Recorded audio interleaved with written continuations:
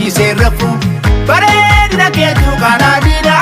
kan gurjaana bulchee ija banaa kan gurjaana bulchee ija banaa yaa bashaasha namaa kokkofaltuun talaa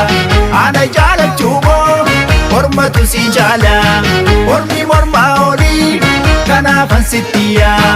yoo hammaatee toluu ana foon kee wayyaa ashamaa ashamaa ashamaa ashamaa assalamu alaikum borii bakkee eenyuutaan siif ergaa qalbii sokkee qilleensaatti erguu fi dalchaasa namammaatti himuu fi lasaasa namammaatti ergus maal abbaasa anaaf siif abaatu jiinaas baasa shaggee jimmaa magaala si buuti ergan gaafa si ergii galeeti fayyaa ta'ii dhiibii hojjetadhu dhukkubsaddee dawaa barbaadadhu fayyaa dhabee lubbuu keessa jira qoricha maaloo kee fayyuu jira ashamaa ashamaa ashamaa ashamaa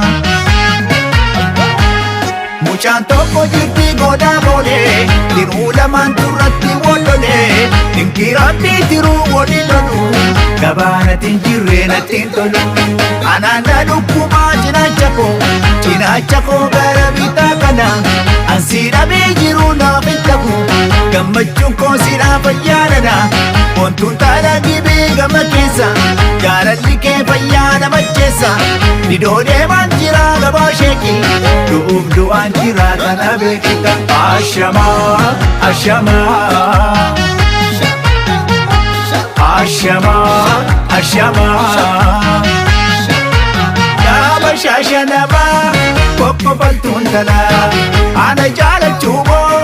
mormatu si jaala mormi mormaa olii kanaafan sittiyaa yoo hammaatee toluu ana foon kee wayyaa